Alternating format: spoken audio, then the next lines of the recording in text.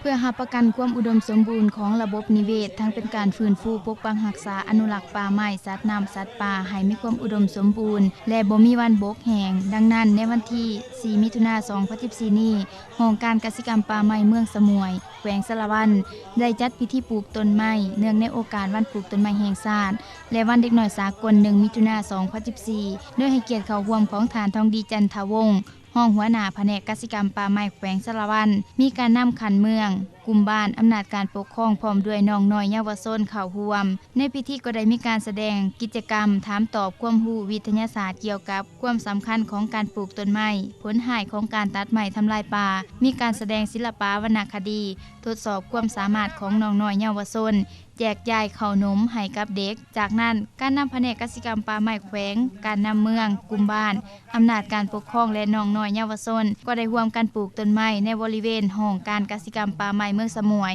ซึ่งต้นไม้ที่นำมาปลูกในครั้งนี้มีต้นไม้อุตสาหกรรมต้นไม้กินหมากมีทั้งหมด 2,500 ต้นในนั้นมีต้นไม้ย่างบง 1,200 ต้นต้นหมากมี100ต้นและต้นไม้ป่าดง300ต้นในโอกาสดังกล่าวก็ได้มีบรรดาประชาชนและอำนาจการปกครองแสดงทัศนะความรู้สึกของตนที่ได้เข้าร่วมการปลูกต้นไม้ในวันสำคัญครั้งนี้ว่ามื้อนี้แต่ว่าประกอบแผนงานปลูกต้นไม้หมดทุกคนทั่วเมืองเฮานี้1อันที่2แต่ว่าปลูกต้นไม้มีคุณค่าแต่ว่า